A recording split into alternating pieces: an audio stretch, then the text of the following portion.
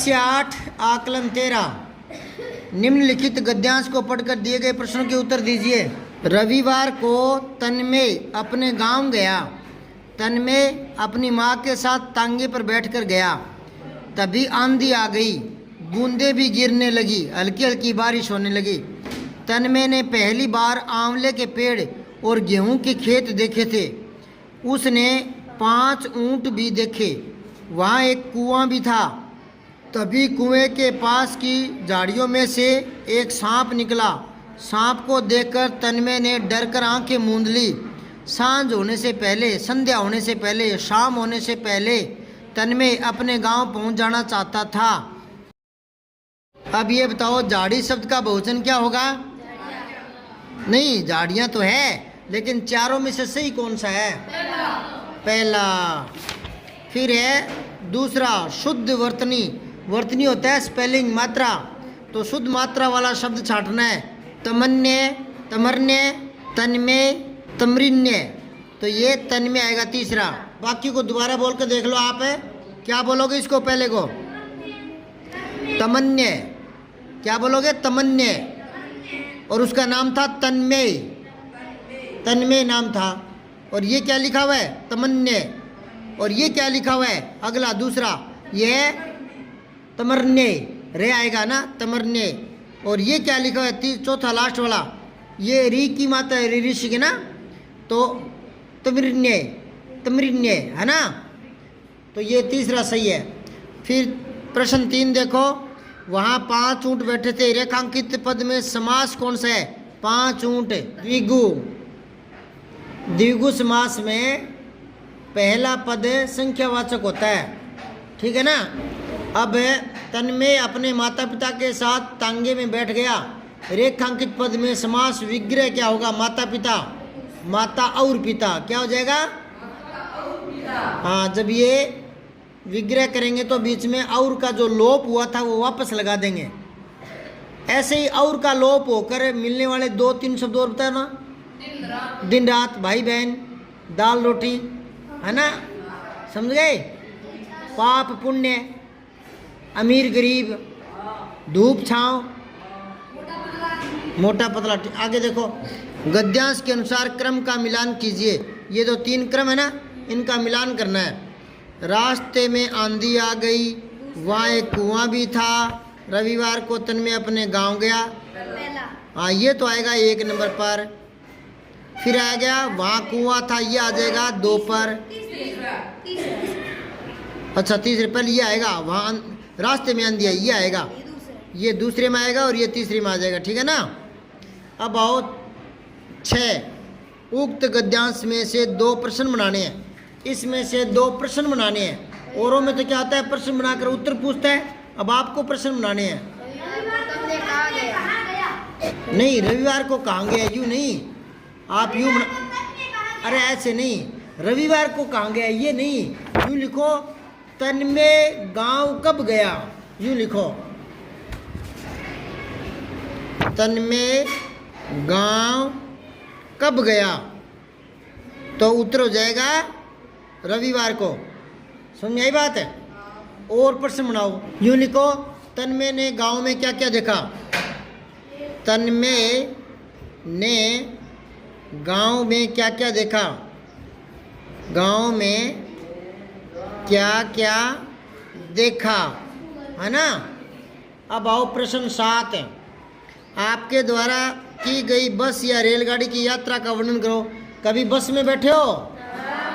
लंबी यात्रा की है? कभी रेलगाड़ी में बैठे हो? तो कहाँ से कहाँ गए, रास्ते में क्या क्या देखा, वहाँ जाकर क्या देखा, गाड़ी में कितनी भीड़ थी, कैसे सीट मिली या नहीं, ये सारी बातें लिखनी है।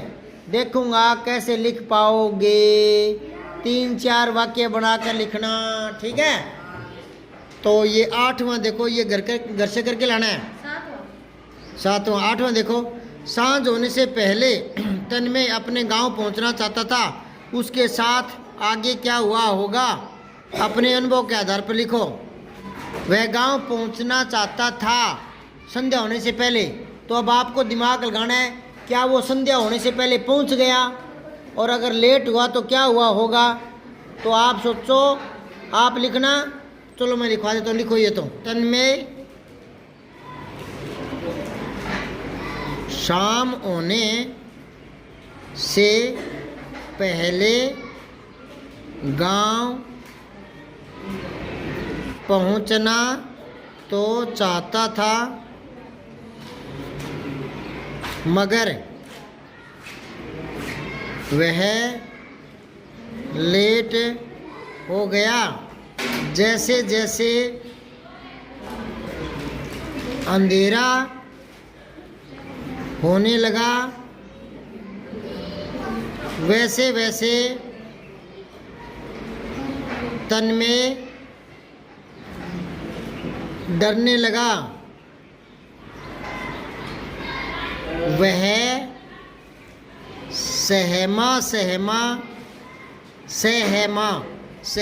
सहमा चल रहा था।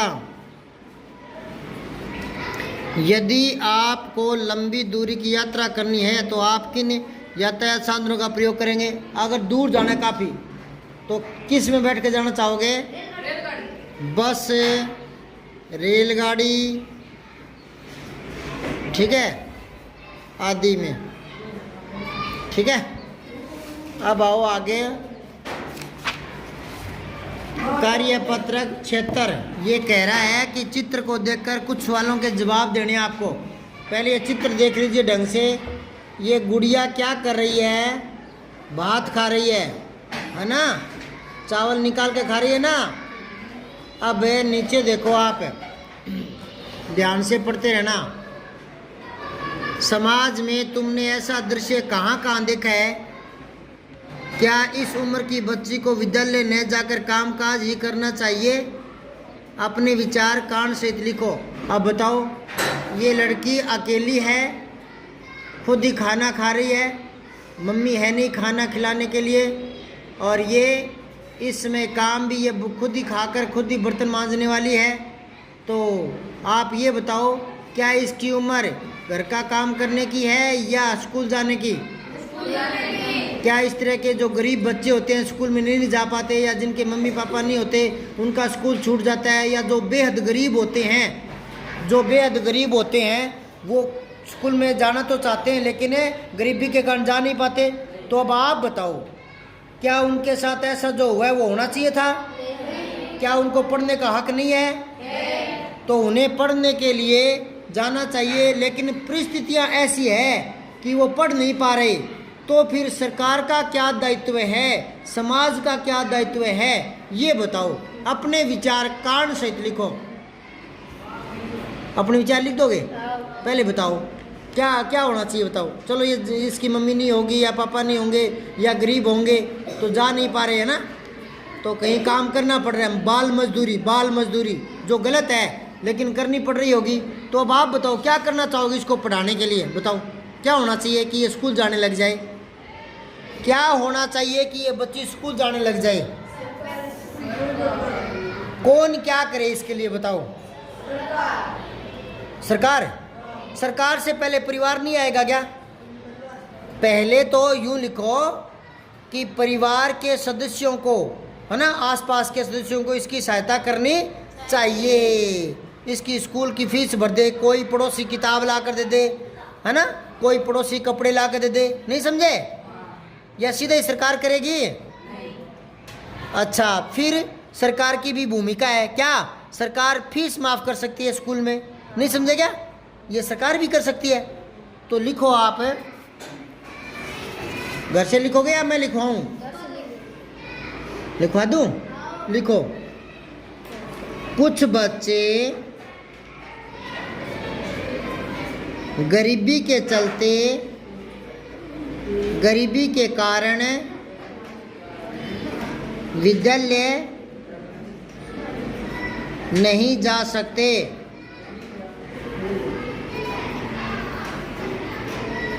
या कुछ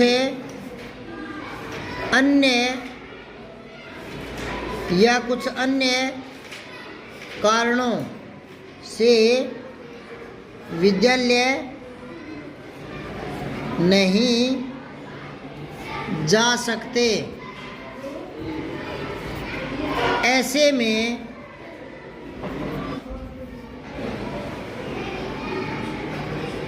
अड़ोस पड़ोस व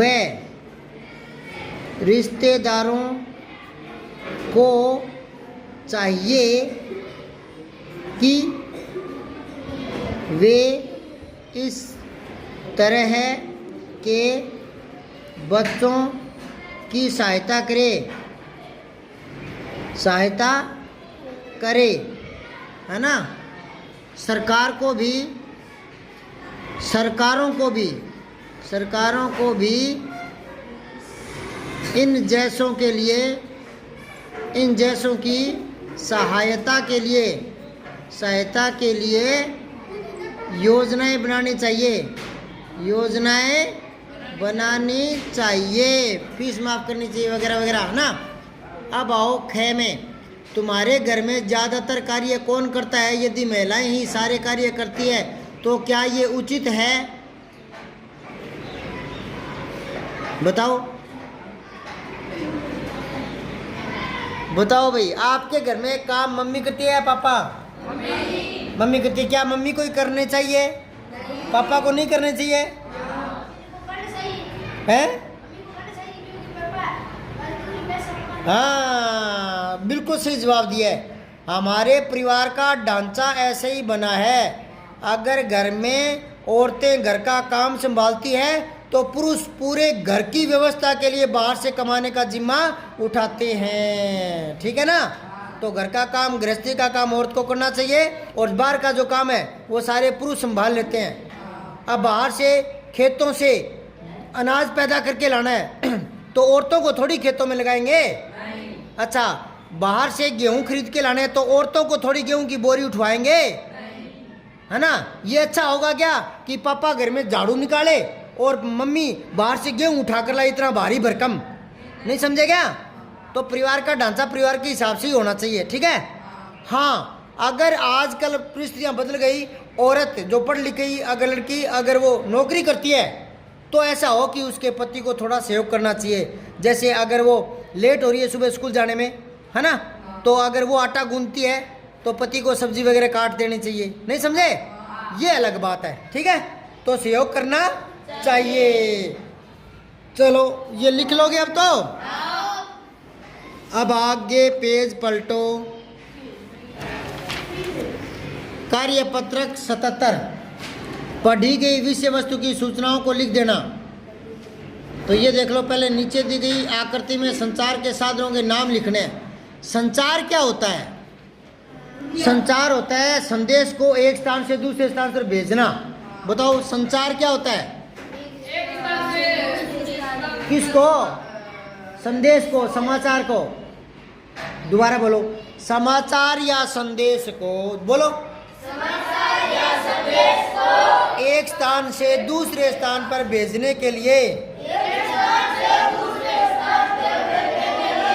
जिन साधनों का प्रयोग करते हैं उन्हें संचार के साधन कहते हैं।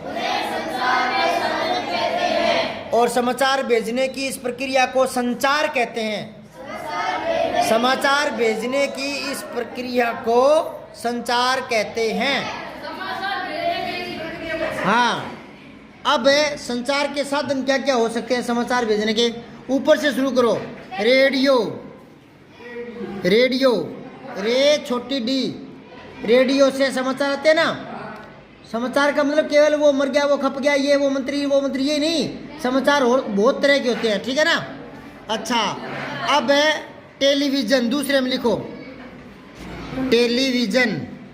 और नहीं तो आप यहाँ लिख सकते हो दूरदर्शन। क्या लिख सकते हो? दूरदर्शन। और रेडियो को क्या कहते हैं? आकाशवाणी। क्या कहते हैं? हाँ, रेडियो में आता है आकाशवाणी। रेडियो है क्या तुम्हारे घर पर?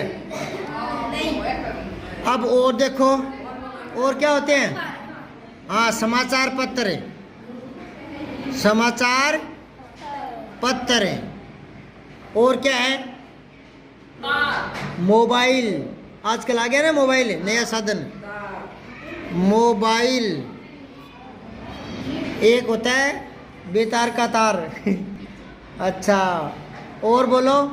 टीवी, टीवी टेलीविजन नहीं होता है, इंटरनेट ना। तो ये आपके संचार के साधन हो गए। एक और लिख लो, पत्र पत्रिकाएं, पत्र पत्रिकाएं, ठीक है ना। अब आओ दूसरा प्रश्न। एक अनुच्छेद लिखिए जिसमें संचार के साधनों का आरंभ से लेकर वर्तमान तक की सामान्य जानकारी हो। तो यहाँ एक निबंध लिखना है छोटा सा, जिसमें सारी जानकारियाँ हो। मैं बोर्ड पर लिखाऊँ क्या? आप लिखना, पहले कबूतर आदि से समाचार भेजे जाते थे, फिर पोस्टमैन डाकिया समाचार लेकर जाता था, पत्रों को, चिट्ठी पत्रों को। उसके बाद में समाचार पत्र, जो छापे खाने का आविष्कार हो गया, छापे खाने का आविष्कार, अखबार छपने लगे, तो फिर अखबार आदि से समाचार भेजे जाने लगे। इसके बाद तो टेलीविज़न, रेडियो और आजकल तो मोबाइल से समाचार एक स्थान पर दूसरे स्थान में भेज सकते हैं। अब है कार्यपत्र का 78, सृजनात्मकता, अनौपचारिक पत्र लेखन, ठीक है। सृजन होता है निर्माण करना। तो यहाँ आप अनौपचारिक पत्र लिखोगे। पत्र दो प्रकार के होते हैं, औपचारिक और अनौपचारिक। औपचारिक तो वो होते हैं जिनमें फॉर्मेलिटियाँ निभाई जाती है। अनौपचारिक भी होते हैं जिनमें अपनापन दिखाया जाता है। अपने मित्र को होली की शुभकामनाएं देते हुए पत्र लिखो। तो देखो, पहले तो यहाँ पता आ जाएगा, स्वयं का पता। हालांकि कई बार अपने इस साइड में पता लिखते हैं, ठीक है, और यहाँ संबोधन लिखते हैं, अभिवादन लिखते हैं, ठीक है ना। समझाई बात है? वरना तो यहीं से सब कुछ लिखेंगे तो ये इस साइड का पूरा पेज खाली रहेगा, है ना। चलो यहाँ लिख लो, स्वयं का पता। जब कभी भी पत्र लिखते हैं ना, तो ऊपर ऊपर लिखने वाले का पता होता है। तो आप लिख रहे हैं तो अपना पता लिख दो। यहाँ क्या लिखोगे? यहाँ लिखो आदर्श नगर, आदर्श, पहले ऊपर लिख लो गली नंबर 5, गली नंबर 5 आदर्श नगर। बड़े बड़े शहरों में होता है आदर्श नगर, गली नंबर 5 है ना, बायतू। ये आपने एड्रेस डाल दिया, ठीक है। यहाँ दिनांक लगा दो, दिनांक आज की लगा दो। जिस दिन लिखे जाते हैं ना, उसी दिन की दिनांक आती है। तो 29 फरवरी 2024। अब यहाँ प्रिय, किसको लिखना है? मित्र को लिखना है ना। तो लिखो प्रिय मित्र सुरेश, प्रिय मित्र सुरेश लिख दिया। कोई भी नाम दे सकते हो, और जो पेपर में दिया होता है ना, वो नाम देना है। पेपर में कोई नाम नहीं दिया तो अपनी मर्जी से, ठीक है। अब देखो, होली की शुभकामनाएं देनी है ना, तो लिखो, मैं यहाँ कुशल पूर्वक हूँ तथा आशा करता हूँ कि आप भी अपने परिवार के साथ आनंद मंगल होंगे, आनंद मंगल होंगे, ठीक है। आप सब की होली कैसी रही लिखना, ठीक है ना। आप सभी को मेरे पूरे परिवार की तरफ से ढेर सारी शुभकामनाएं।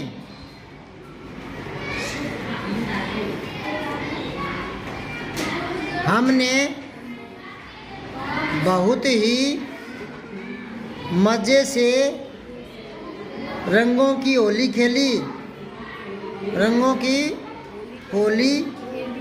खेली। मेरी तरफ से अपने माता पिता को चरण स्पर्श प्रणाम कहना, चरण स्पर्श प्रणाम कहना, तुम्हारा मित्र रोहित। ठीक है, अब आगे आओ। कार्यपत्रक 79 ये कह रहा है भगवान के डाकिए कविता की 4 पंक्तियों को लिखो जो आपको पसंद है। ये कविता आपके थी ना, तो इसकी 4 पंक्तियां लिखनी है। याद है तो भी लिख दो, नहीं है तो उस कविता को देखकर लिखना। बताइए ये पंक्तियां आपको क्यों पसंद है, और ये भी बताना है कि उस कविता में यही 4 पंक्तियां जो यहाँ लिखी यही पसंद क्यों है, उसमें ऐसी क्या बात है। फिर है भगवान के डाकिए की लाई चिट्ठियों को कौन कौन पढ़ते हैं, बताओ। बताया था मैंने, कौन कौन पढ़ते हैं। हवा, पेड़, पक्षी, है ना, पेड़ पौधे वगैरह। फिर आओ कार्यपत्रक 80 गद्यांश या पद्यांश को पढ़कर समझ के साथ उत्तर दे पाएंगे। आ रही रवि की सवारी, नव किरण का रथ सजा है, कली कुसुम से पथ सजा है, बादलों से अनुचरों ने स्वर्ण की पोशाक धारी, आ रही रवि की सवारी। रवि कौन, सूर्य। विहग पक्षी को कहते हैं। बंदी और चारण कर रहे कीर्ति गायन, कीर्ति होता है बड़ाई, यश, यशोगान। छोड़कर मैदान भागी, तारकों की फौज सारी, तारक मतलब तारे। आ रही रवि की सवारी, आ रही रवि की सवारी। दोबारा देखो क्या कह रहे हैं, दोबारा से देख लो। कवि कहता है जब रवि की सवारी आती है, रवि यानी सूर्य निकलता है, यानी उसकी किरणें हजारों किरणें होती है, लाखों किरणें होती है ना, तो वो किरणें जैसी ही निकलती है, किरणों का पथ सज जाता है। पूर्व दिशा में लालिमा, सूर्य की किरणें, सुनहरी किरणें, मनमोहक किरणें, यूँ लगता है जैसे किसी ने रास्ता सजा कर रख दिया हो। जैसे कोई मंत्री वगैरह आते हैं तो फूल बिछा करके और मार्ग को सजा देते हैं ना, तो सूर्य की किरणें जो किस कलर की है, सुनहरी कलर की, वो बिछ जाती है क्योंकि पीछे सूर्य राजा आते हैं। और सूर्य के आने के कारण फल फूल खिलने लगते हैं, पुष्प खिलने लगते हैं, तो वो भी क्या है, रास्ते को संवार देते हैं। और बादलों से अनुचरों ने कहा कि तुम भी इसे सजाओ। अनुचर होता है सेवक। और सूर्य की जो सुनहरी किरणें होती है तो यूँ लगता है जैसे सूर्य की जो किरणें वो सुनहरी पोशाक पहन करके आने लगी है, सुनहरी वस्त्र धारण करके, सुंदर सुंदर। और उसके आगमन से क्या है, पक्षी और जो वंदना करने वाले हैं और चारण जो कवि होते हैं जो मंगल चारण गाते हैं, है ना, स्वागत गीत गाते हैं, वो उनका सूर्य का, रवि का क्या कर रहे हैं, यशोगान। क्या कर रहे हैं, कीर्ति गायन, मतलब यशोगान करते हैं, यश का गान करते हैं। और जब सूर्य उदय हो जाता है तो रात के जो तारे दिखाई देते हैं वो तारे सारे फौज भाग जाती है, क्योंकि सूर्य होने पर तारे दिखाई नहीं देते, तो वो फौज भाग जाती है। क्यों, क्योंकि सूर्य की सवारी आ गई है, आने लगी है। अब ये कविता आपके समझ में आ गई। अब इसके प्रश्न उत्तर देने हैं। तो पहला देखो, ऊपर लिखी कविता को एक सार्थक शीर्षक देना है। हाँ, लिखो रवि की सवारी। जो बार बार पद आते हैं ना, जो शब्द बार बार आता है, जिसको मेन विषय बना लेता है वो, उसी को शीर्षक बना लेना चाहिए। फिर है विहग, पंदी और चारण किसका गुणगान कर रहे हैं, रवि की किरणों का।